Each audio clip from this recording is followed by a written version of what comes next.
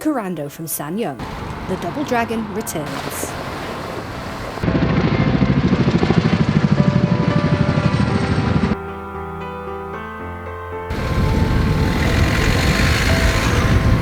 Welcome to Autumn in the Lake District, and the star of the show today is the Korando from SsangYong.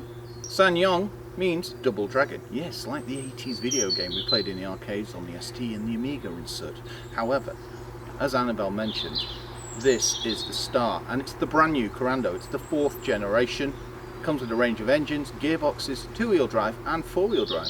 And a selection of trims as well. You can get the ELX, the Ventura, the Pioneer and the Ultimate. Now this is the Pioneer. It has a 1.6 diesel engine, 6-speed automatic gearbox and driving modes, including normal, sport, and if you hold it down you even get winter mode. So what's changed with the Korando for this new generation? It's got a new grille, a new bumper, sleeker body lines. And that stays true to the original design. Speaking of that, I'll be looking at the exterior and the styling. I'll be looking at the interior, the practicality and the functionality. Then we'll both be driving it. And I will then bring you the verdict on whether or not this is the car for you. If you like the latest car news, car reviews, why not subscribe to the channel? Hit the notification bell, that way you'll be notified every time we upload some new content. Thank you. Coming to the front of the car, you can see that styling was a big part of the 4th generation. Sleeker headlamps, big chrome bar across here, and a very commanding SsangYong logo there. The design still stays true to Giugiaro. New bonnet lines, new grille, and new bumper, and rugged styling down here to complete the SUV look. When it comes to tech on this car, all trims get LED front lights, LED daytime running lights and projector headlamps, unless you go for the Ultimate, then you get all-round LED lights too. And all lights have self-dip, fog lamps, parking sensors, and when it comes to safety, collision detection and lane keep assist, amongst other things. Going to the side of the vehicle, you met with 17-inch alloy wheels. You've got a high-profile tyre which gives it comfort on-road and off-road. You can also get 18s and 19s too, depending on the trim you choose. Plastic cladding round the arches, which continues along the bottom of the vehicle, giving it a rugged off-road look. Power folding electric mirrors, chrome line that runs along the roof rail, satin effect roof rails. Now we don't have keyless go or keyless entry on this model, but you do get it on the Ultimate. No privacy glass on this model either. All-round disc brakes with the front being vented. A lovely body line here that just makes the vehicle look a little wider. Slight sloping roof line, and one thing I really do like, this insert here that's gloss plastic. And because it's diesel, we've got AdBlue too. Stepping around to the rear of the vehicle, the first thing you'll notice is the plastic cladding. That just continues the off-road look. I also love this silver bar that runs along the width of the boot. Big commanding SsangYong logo. There's also SsangYong there, and you're reminded it's a Korando Pioneer. Lovely sculpted rear lenses, rear spoiler with high-level brake light, beasting aerial, reversing camera, parking sensors and a tow bar. And as you know, this vehicle can tow anything from 1.5 tonnes to 2 tonnes.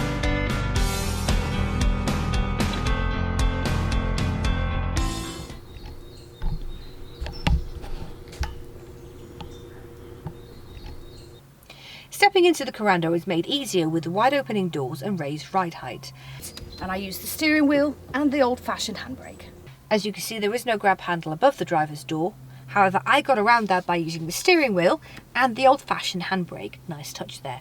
There are, however, grab handles on the other doors. And once you're in here, it's a very nice place to be. You've got this contrast of different materials and colours, and the interior really pops because of that. And for instance, you do have hard to touch plastic here, although it is good quality.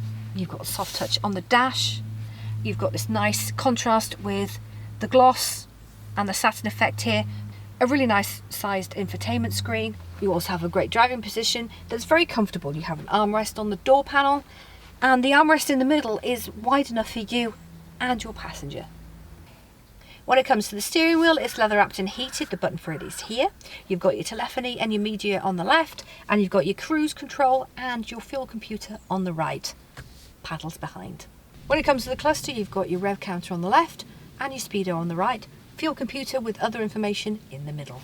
When it comes to the infotainment system, you have a range of screen sizes depending on which trim that you have, with shortcut buttons of either side. It comes with Android Auto, Apple CarPlay, Sat-Nav and Bluetooth. You can even actually operate some of the car system settings in the touchscreen. One of the great things to note about the infotainment screen is it doubles as your reversing camera.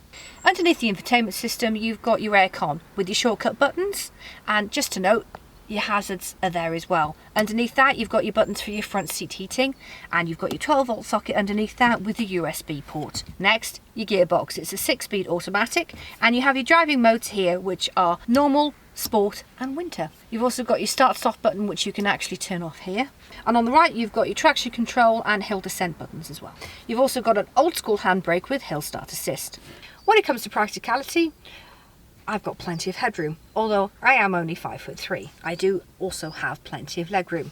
This seat is set up for Ben so that you can see that. The seats are manually adjustable. Electric version is available in the Ultimate. The seats have dual material with faux leather and cloth on the inserts. They're quite buckety, they hold you very well. They're very, very comfortable. Added to that is the armrest in the door and the centre. Storage there is quite a lot of. We have the door pockets. You've got places where you can put some snacks or some sweeties, and 2 cup or bottle of water holders. In the centre you have 2 as well. You have a little shelf in here for glasses, a wallet, a phone, and above that you've got your 12-volt socket and your USB charger. Behind you you've got your centre console with a very large storage bin here. There are no charging points in here though. This armrest also does slide forward as well. When it comes to the glove box, you'll see it is rather huge. Even with the manual or the service book in there, you have plenty of room to get a water bottle in, a snack, even a small book. Also a nice storage feature up here behind the lights is a glasses case. Just make sure you don't leave them when you go out.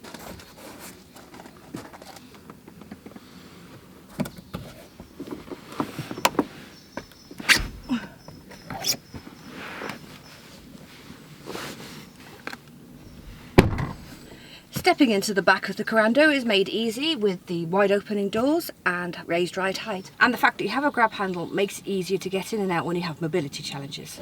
And once you're back here, it's a very nice place to be. I have plenty of leg room. My feet can even go underneath the seat, meaning you can stretch out a little bit. And I have plenty of headroom. Even with the sloping roofline, there's still plenty there. Same as the front, you have the dual material, you have the cloth and the faux leather. And you have this central pull-down armrest with cup holders in the middle. And as you can see, they're of a decent size. 2 adults on a long journey, no problem at all. Very comfortable. You even have a padded armrest on the door. 3 adults, shorter journey. For 3 children, no problem at all. Central light here, great for reading, especially on long journeys. Decent sized door bin where you can get a bottle of water and maybe a snack as well. Mat pockets on the back of the seats here, and you have a 12-volt charging socket in the centre here. No USB ports though. It would have been nice to have seen that. With the combination of no privacy glass and the contrast of colours here, it makes it a very nice, light and airy place to be. When it comes to the boot, you can open it using the key fob, remembering to press it twice. All of the Korandos have a manual tailgate apart from the Ultimate, which is power. First thing you notice is the lack of boot lip. They really have made it quite flat, so for easier loading. The partial shelf is easily retractable and very sturdy actually. It's also easily removable. Underneath the false floor you have a full-size spare wheel, only available with the Pioneer trim. There's also some storage for your valuables. You have shopping hooks, a light, tethering points and a 12-volt socket as well. You're probably asking yourself, how big is this boot? Well, for the Korando range, the boot capacity goes from anywhere between 407 litres all the way up to 1,312 litres when the seats are down. All you need to do is check the trim details to find out more information. A nifty feature about this false floor is that it's split, so you can either just lift the back bit or the front bit, and it's easier to do. The Korando comes with 60/40 folding seats, and to pop it down you just pull the lever up and push. You also use that lever to recline the back seat as well, a very handy feature. What's the SsangYong Korando like to drive? Well, this one's powered by a 1.6 litre diesel engine and it's coupled to a 6-speed automatic gearbox. It also has driving modes. You've got winter, sport and normal. Now we're currently in sport, so it's very eager to hold gears. And as you can see, it's quite responsive too. Yeah, it tightens it up quite a bit. It does make it far more responsive. And yeah, you can just hear it. It's sat there just under 2,000 waiting for me to respond. Also, the steering becomes heavier as well, so it becomes a far more engaging drive. Now, one thing I do like about this is when you're pulling out of a junction, there's no hesitance. Some automatic gearboxes do suffer from hesitance, especially when pulling out. This does not. As you can see there, agile steering goes where you point it and lightens up nicely when doing manoeuvres or slow driving. When it comes to cornering, there is a slight bit of lean, isn't there, Annabelle? But it's nothing too obtrusive, is it? No, speaking as a passenger as well as a driver, there's very little body roll. It doesn't wallow at all, really, considering how big a vehicle it is. But we are in sport mode, so let's engage normal and see if that changes things. No, there's very little difference in terms of that kind of thing. Yeah. It's very comfortable, keeps you very well supported. We've got start stop as well. Which you can actually disengage using the button here. You can. As you can see, pulls off nicely. The one thing you're probably noticing is, yes, there is engine noise. But it's a good old diesel. It's torquey. It's not quite as big as the one in the Generation 3 either, which was, I think, 2 litre. The 1.6 still has enough power, enough torque to tow what you need as well. Speaking of towing, you can tow between 1.5 tonnes and 2 tonnes, depending on trim. Oh. Now that little ping then was time to refuel. Says we've got around 50 miles of range.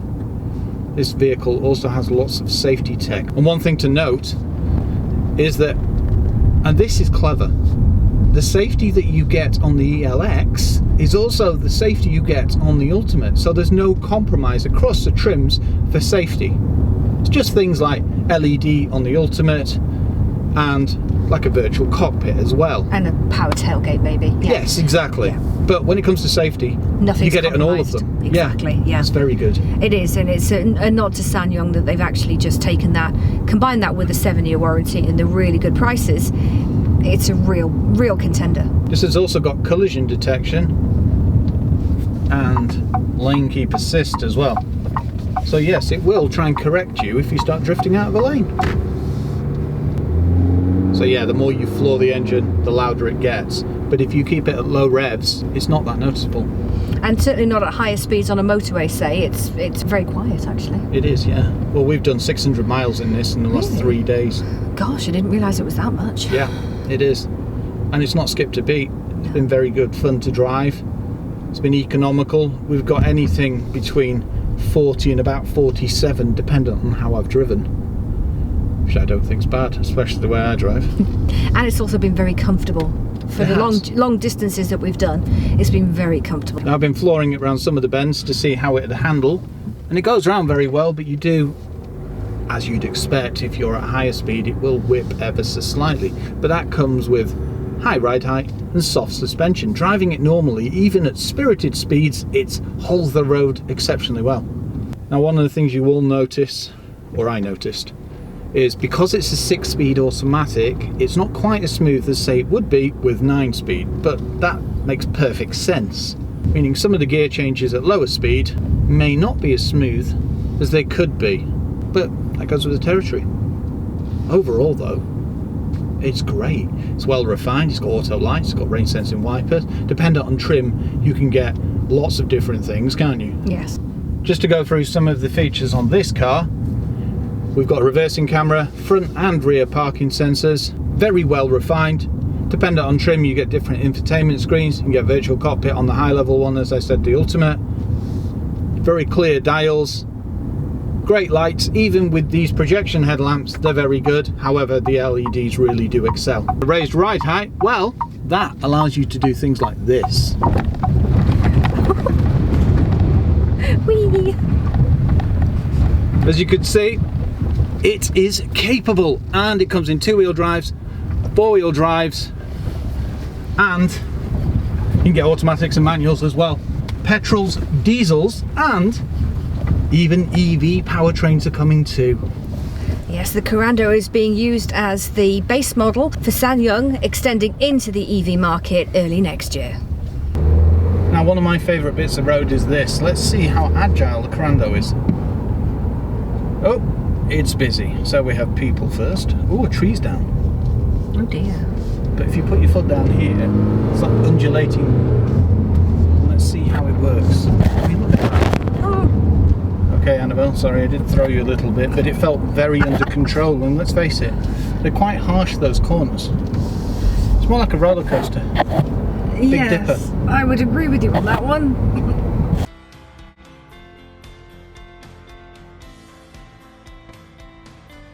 With a range of engines and gearboxes to choose from, 2-wheel drive, 4-wheel drive and 4 trims in the range, the new Korando from SsangYong is the SUV for the new decade.